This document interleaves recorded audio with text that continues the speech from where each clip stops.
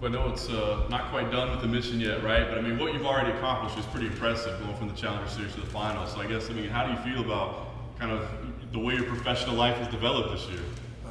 One, thanks for coming. I'm grateful. I'm happy. I'm at peace.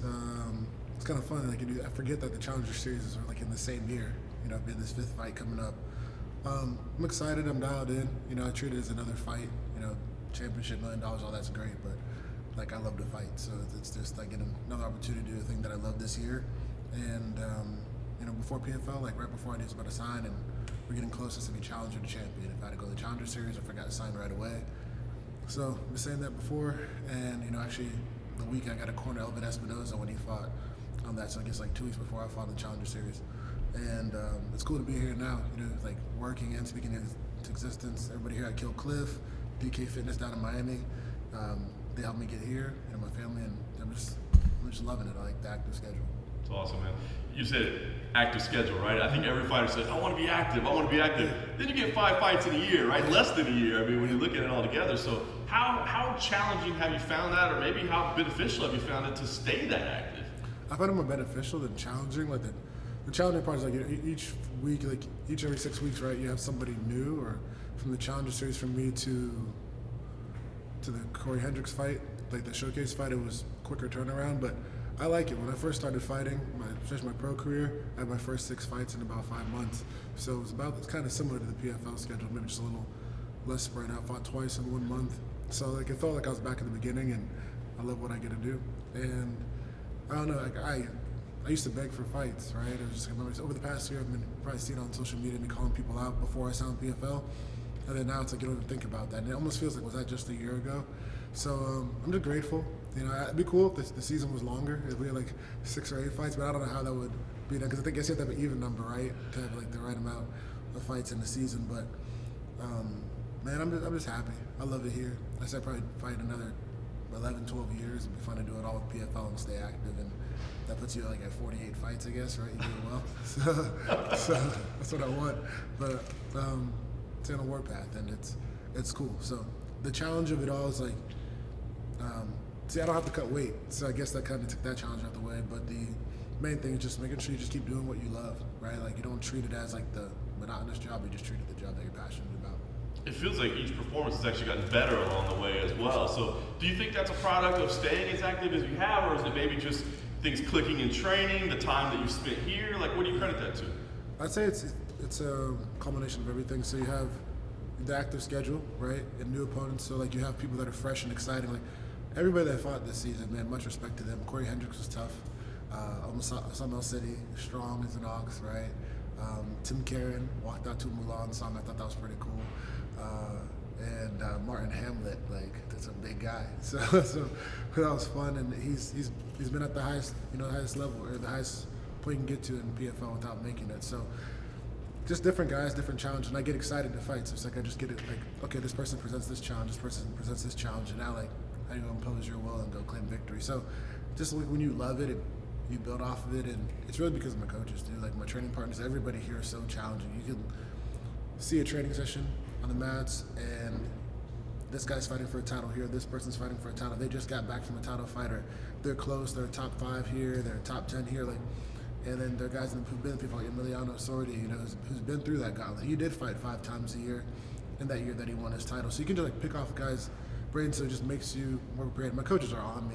Like, they don't want me to be good, they don't want you to be excellent, they want you to be like perfect. And that's kind of thing, that's something that you take into the fights, and there's always still something to work on. Like, if you notice, if you look back at after the Martin Hamlet fight, before we even like, congratulations, we were excited, Coach Dieter and Lentz were already telling me things I could work on, right? And that was like, I'm like excited. I finished the dance, and I turn around, he's like, hey, no motorcycle riding, this, and this, and you got to work on this, do this, and get better. So it's constant growth, demand to get better, and that's what I love. Coach Jones, after the Corey Hendricks fight, man, we didn't even take the shuttle back from the Virgin Hotel, and I was like, what could I have done better here, and here, and they were happy we got the decision and all that stuff, but it was, what can be done better? And I think you stack that on top of itself, and then you do that every day in the gym. This is why we're here, you know? It's awesome. You talk about the challenges along the way. What challenges did Josh present to you? Yeah, Josh he's good everywhere. Josh is like, he obviously has his grappling pedigree and his background from college wrestling, growing up in a gym, a lot more experience than me. He's slick. He's a really good head kick. I mean, I like it. It's the way he sets it up is different than other people. Man, he's creative. He's funky. I think he just has fun. He's a loose guy. So it's like not every fighter's like that, and he's just himself. And he has very good coaches over at ATT. I think that's what makes this challenge even more fun. So like credit to Martin. He had really good coaching, Coach Sal, and all those guys from Sweden. And Josh has the same, but in his own way. Guys who've been around it, they fought our gym's fought them. There's history there. So I think Josh has all that, and he just has, his experience on his side, and that's what I love. So. Last thing for me, you said that it's kind of just another fight, right? I feel like you've already won just by getting to where you are right now, based on where you were. But what would it mean to take that extra step to win a title, to win $1 million?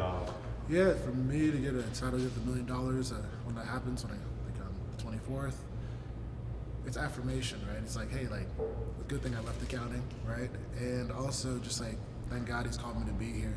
It's affirmation that I made the right decision to move to the gym December 3rd, 2020, and be challenged by the best training partners and coaches that I can in the world. You're not gonna like what they're gonna tell you every day.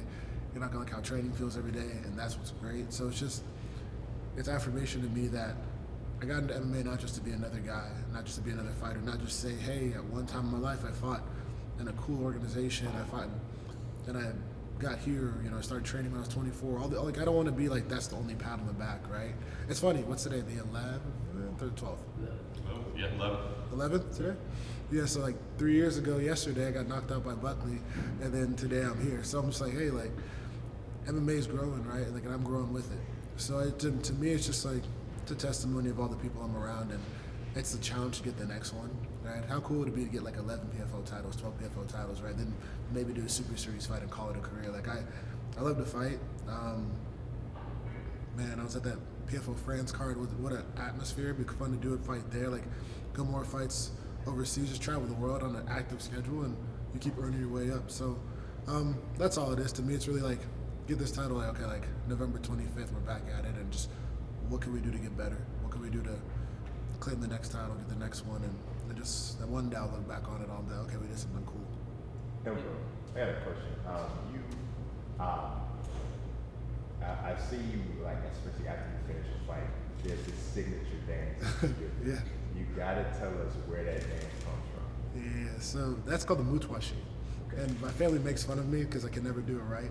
So in Congo, and my parents come like from they're from Kinshasa in Central Africa, and any kind of party dance, they call it like your hip line dance is pretty much what I call it. But the mutwashi is just like a celebration thing. Like everybody does, men, women. But every time my family has like a party or get together, they make fun of me because I can't dance it well. And then on the I never thought about doing it, but on the Challenger Series, I saw them in the crowd, and I just did the joke, like the inside family joke, and I was like, well, gotta keep it going. And it just after we get finished, it's something I do now. Yeah, you gotta keep going. It's vintage Impa. I appreciate it. I guess can't let it go now. Can't let it go. Right. Another question for you. You talked a little bit about, like you just made reference to the fight with Buckley and the journey here. Yeah. Talk a little bit about the difference, because you are someone, a lot of the fighters on the PFL roster have been with other organizations. Talk a little bit about what it's like now, the difference between being with PFL and your experience with other organizations. Yeah, so being with another organization, right, and other organizations in general, what I like about PFL is like you get to earn your way to the top. I'm not saying nobody else does, so I don't get attacked for this, but I feel like in other organizations, whether it's like your following, your social media presence, which people earn themselves, right, or their pedigree before they've ever been stepped in a fight, they're already getting bumped up. And you see some people do great and they rise up to the occasion, and some people fold under pressure. And it's not because they're not ready, it's just because they haven't really fought the fight. It's like a guy has a great wrestling background, he gets pulled up and then he doesn't show out. Or somebody's great on social media, but they come in there, or they have like a wrestling, like WWE style kind of wrestling, and they get in there and they get in the fights and they're not really a fighter. What I like about PFL is like, okay, go get this title November 24th, come next April, they're like, hey, you gotta go earn it again. And I think over time, it'll tell a great story about PFL that in order to be a champion, you gotta earn it every year. And if they're trying to go I don't believe fighting itself is a sport, but if you're gonna make MMA a sport, there's no, like, if somebody wins something in the NFL, they don't just say, okay, they're automatically champion next year. You can just sit out and pick and choose who you want to fight. PFL, it's like whoever your name is drawn is your person, right? And I like that. So what I like about this organization is, like, everybody's super cool. I mean, especially as a growing organization too, like, I get to know people personally, and even when I was somewhere else, I was able to get to know people, but it's just different. Like, you feel more welcome. Maybe I've, like, had to grow up over time, but I like the idea that each year you got to go get it again. You never just got to kind of live and then say, I'm going to fight a year later, I'm going to fight a year later, I'm going to fight every 6 months or so. Like, it's come back, you're more active. They did, like, I saw some article, it's maybe like something that says how in PFL you're more active than typical people. Not many people are fighting 4 times a year anywhere. Like, this year for me it'd be 5, but like, if you go to the title every single year, you're fighting 4. So I just think people say it's the most challenging organization, most challenging gauntlet in MMA. But I also think too, it just makes you have to develop yourself, and that's something I love about PFL. I like the PFL Europe. I like the PFL Africa. I like the Saudi Arabia. Like, you see all these different things coming up, and it's making it more global, I think, than even other organizations, because it's kind of like that Champions League soccer style. Like, you have the elite of the elite teams, the Manchester Uniteds, the Liverpools, all those teams. You have teams coming up, and when people come over to global, you got to start seeing people bring their fan base from overseas, and it's kind of like different nations fighting one another, which I feel like is like the root of all fighting. Like, your tribe fights this tribe, this person does that, and that's what I like about it. So when I see guys, like, there's some guys in that PFL France card, like, it'd be kind of cool to fight him over here in the U.S. There's a guy, I forget his name, but he, I think I call him Bazooka, but it's not his name, it's like a nickname for him. But he knocked out this guy, and I'm like, man, I think he'd do well in the PFL light heavyweight division over here, and I'd love to fight him. So it's like, I like that challenge, where I feel like it's sometimes you represent your country and that's it, but you don't get to have the whole nation behind you. Like, when Cedric Doumbé fought, he shut the place down, and once he rises up and keeps growing, maybe put him on the global side, then you get to fight the best of the best from somewhere else, and it just, the leagues keep growing. And maybe if a guy's not doing so well here, they can go over to the Europe side or wherever and just keep building themselves up.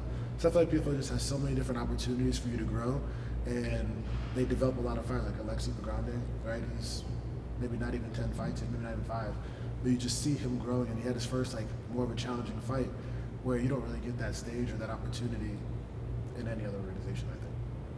I appreciate it. Impa, you mentioned Buckley, and that was a pretty bad KO that you took. A lot of fighters wouldn't recover from something like that mentally, and here you are, as you mentioned, just a few years later, fighting for a world title, fighting for $1 million.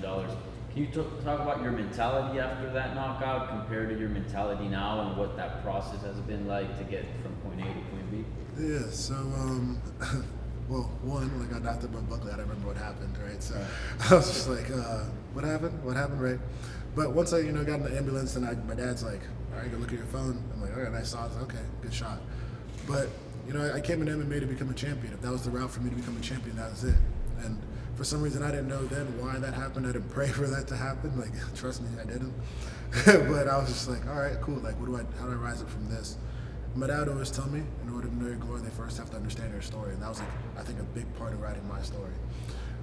My dad and I were in the ambulance in Abu Dhabi. We were going to the hospital just to make sure I was good. And I said, don't worry, Dad, I'll finish the next fight. I did, fought Sasha Palatnikov. But even with that, I said, don't worry, one day I'll be a champion too. And when I wrote my post and all that stuff, and people asked me about it, I still say this, like, play that highlight as much as you want. It's great. Credit to him. But, the day that I'm champion, play that highlight too. And on November 24th, I get to do that. So it was always like, that was the decision. Like, is fighting really that hard? Like, it's hard for sure. Like, you train and all that stuff. But, like, my parents come from another country where my dad was young. The place would flood to the second floor. So you have to take everything, bring it upstairs. And you're studying with kerosene lamps, or people getting killed all over, like, just everywhere, right? There's stuff going on left and right, just like back in Congo. People here going through some rough stuff. I choose to fight, I get to. So because I lost the battle, the war's not over. For me, that's how I look at it. And I really respect Buckley. It'd be cool, I think, like, if you ever decide to leave where you are, bro, come on to PFL side, we can do it again. And, like, that'd be an honor, man. That's the challenges I want. He's a guy who got a great shot on me. He wasn't lucky. For people who think it was a lucky shot, it was not a lucky shot. He set it up well. I caught that kick 3 times, and I paid for it. So, but it made me better, is which I'm really grateful for. And, all the fights in between, the sense of urgency you have in a fight now, all that stuff, I learned so much from that fight and just how to mitigate distractions. And I'm very, very grateful. So some things you go through just make you who you are today, and I think that was one of them. Yeah. And obviously, as you mentioned, you want to become a world champion, but this is prize fighting, right? Yeah. And you're now in PFL, and you're literally going to be fighting for $1 million next month. Not to get too deep into like fighter pay and all that, but in the UFC it probably takes a good amount of time unless you're one of the top stars to make $1 million paydays. So are you almost glad that your career went the way it did? Because as I mentioned, it's hard to make $1 million in MMA, and here you are, fighting for that. Yeah, for sure. I remember the Bud Light room right in Atlanta, and I look at Coach Lentz and said, "Thank God the UFC cut me."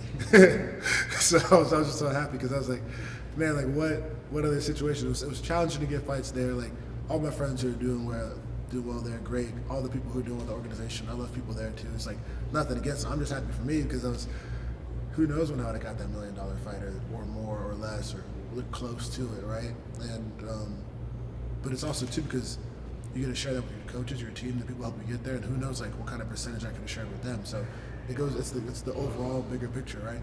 So, man, very, very happy. I enjoyed my time there. I think that it just helped me get better. 2 Contender Series fights, 4 fights in the organization, and then here I am today, and all those things like help expedite my learning. So very, very happy. I'm not there anymore. Nothing against them, but I love PFL. Yeah, so I'm just glad.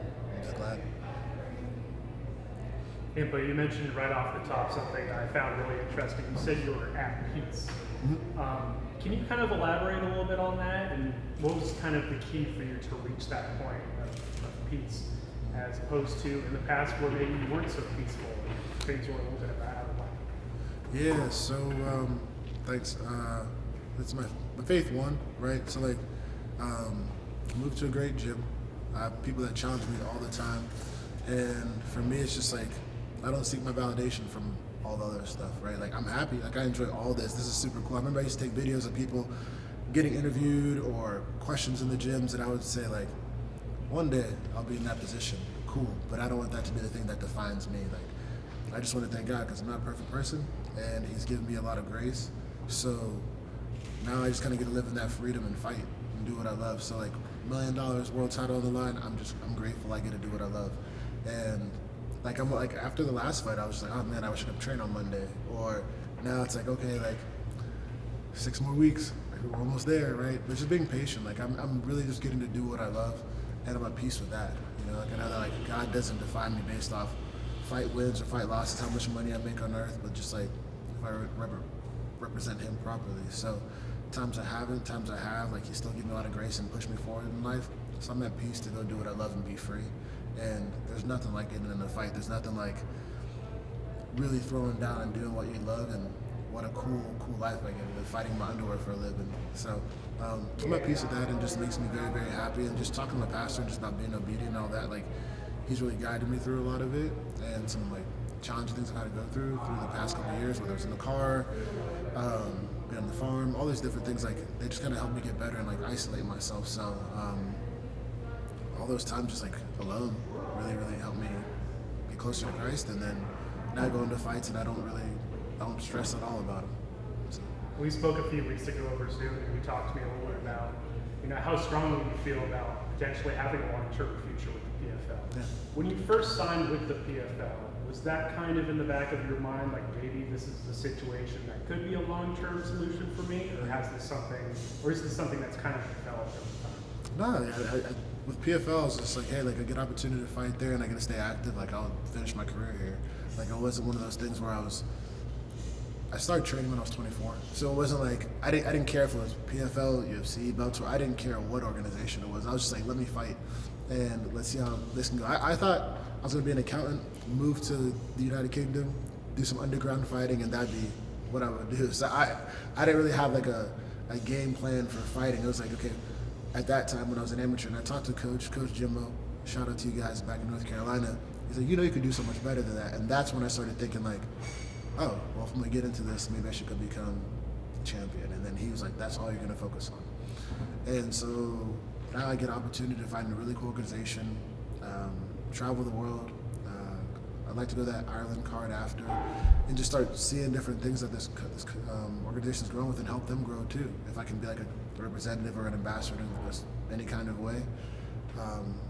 When you stay active, it's about prize fighting. Like, you get to keep earning money. So that's cool. It's a cool job where you stay active. You don't have to ask for it. It's so long as you earn it.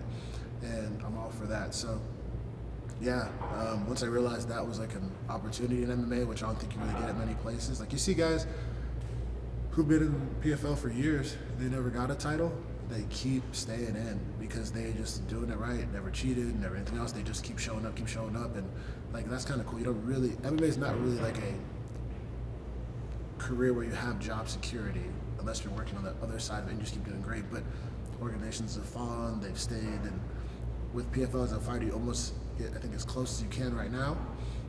As things grow more in MMA and as like the world of MMA refines itself, it's like one of the few places you actually get some sort of job security, so long as you keep earning it, right? Go win your semifinal, go win your title, come back the next season, go do it again. And those who, like they say, cream rises to the top, so you rise to the top, you get the title, is great. If somebody doesn't, they usually are still coming back the next season, and I don't see why I go anywhere else. One more question for me. You've talked a little bit about your story, how just a few years ago, like in North Carolina, you were pretty much living out of your car, and you were in a rough place, and now here you are fighting for a world title in just about a month. Like, what do you want people to learn from your story, your life, your career, that they can use in their own lives too? Yeah, so number one thing I would just say is, like, if you feel like God called you to do something, go for it. And everything else that happens in between, like, if he called you for it, you have to feel like you've achieved your calling or like completed it yet, just keep your faith. And that's about it. It'll take you. Like, I can't really say like it's all me. Like, I'm not self-made. I got a great team around me, coaches who challenge me and push me every single day. So as you step towards your calling and you really feel like you're being pulled to do something, whether you're a writer, whether you're a doctor, you want to be a great accountant, I don't know, like a journalist, like whatever your life is, shout out to y'all. You gotta keep going because there's something in you that's telling you to go that way, and you don't want to get to the end of your life and then say, you're looking back on like, I could have been all this. That's not a fun place to be.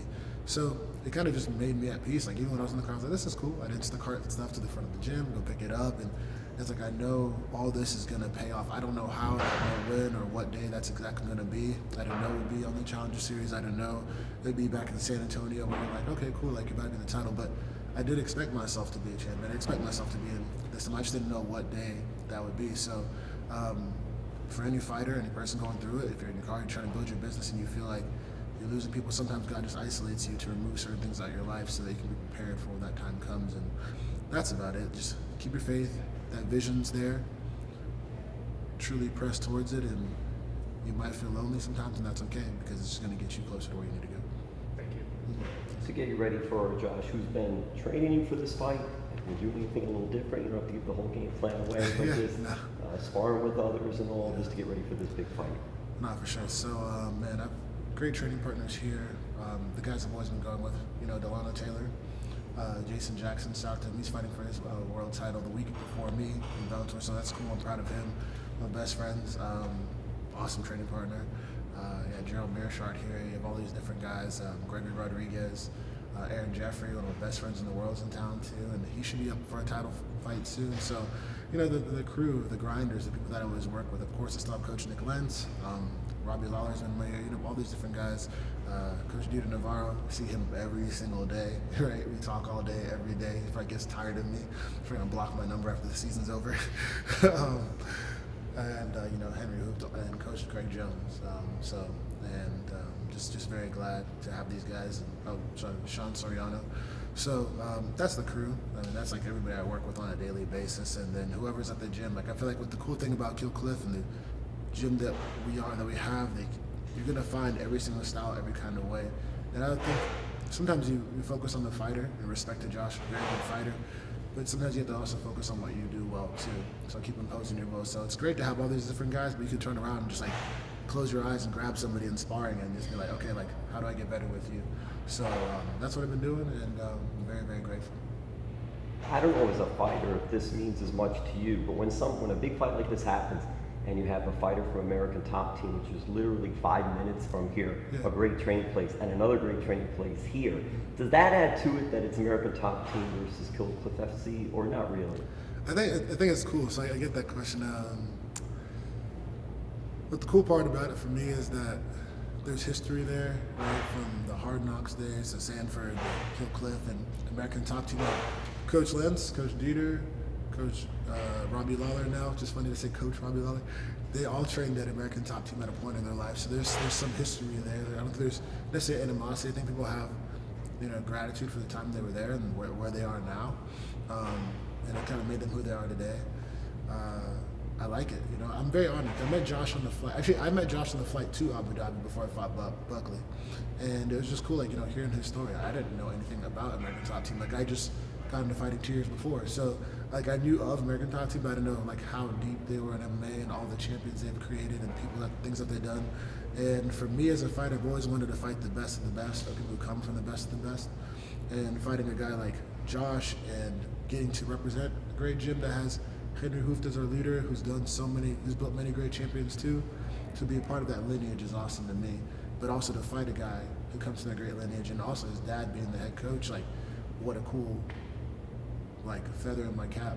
Once we claim his victory on November 24th, and I think that's something that maybe you could take for granted as a fighter right now, because I didn't grow up in the Hard Knocks to this day. I came from North Carolina to here, but when you look on the wall right outside of here and see all these guys who've been there since day one, and they look at you and they encourage you and they push you, you're like, man, I am part of something special. And then, like I said, I think maybe 15, 20 years when I sit down and look back on it, I'll be like, damn, what a cool moment I got to be a part of, and I didn't orchestrate it myself, so I'm just happy about it. And lastly, for me, you mentioned Delano Taylor and Jason, the ass-kicking machine, Jackson. Yeah. I'm wondering, have they got you into pro wrestling at all? Because they love it. They love pro wrestling. I'm not into pro wrestling. I've never been into it. I just think it's more fun to fight people for real. Shout out to all the pro wrestlers out there. Don't hate me, but they kind of did. I mean, I got to do a skit with Jason at the gym in Miami, and he's like, he ran me through it. So it was fun. They can tell you about wrestling in ways I didn't even know the history and the different storylines between people, but he'll teach you about it. And if you ever say anything disrespectful about wrestling, he lets you know. So I'm not into wrestling, but pro wrestling like that. But I think it's fun that my guys are, and I was glad that I got to do my first skit. So yeah. But hurt fighters in the past say that sometimes they need bad blood with their opponent because it motivates them and maybe gets them out of bed on days that otherwise they might sleep in.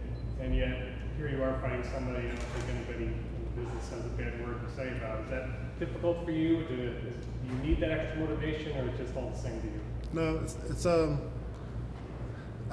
there's nothing bad to say about Josh, right? So it's and also too, anybody, if they don't like me, I think everybody in fighting is just trying to figure their life out too. I don't think fighters are the most normal people to start off with, so being one of them. And then I think that whether I liked him or if I hated him, I still have a job to do, and that's how I look at it. So I don't try to get distracted by emotion, trash talk, and that's why I respect him for who he is too. He's just a guy he likes his anime, he likes what he does, he's a cool hairstyle, he does his thing, and I think that's what brings great fights. You remember when Brian Barberina fought Vicente Luque back in Arizona?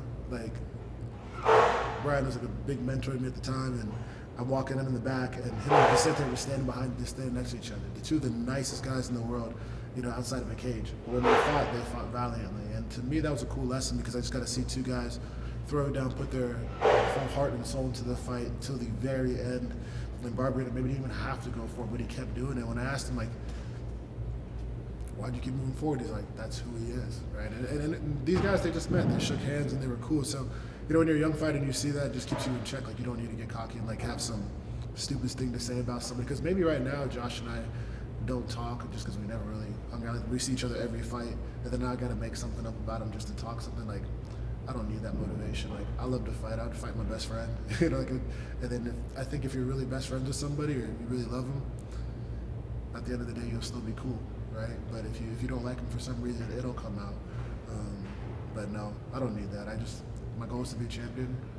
Whoever's there, whether Josh, an alternate, somebody I know, care about, like, go get my hand raised and just God bless them after. That's it. Cool. All right. Good. Awesome. Thank you, sir. Thank you. Appreciate it. Appreciate it. Thank you. See you. How you doing? Thank y'all. Thank you. Appreciate you.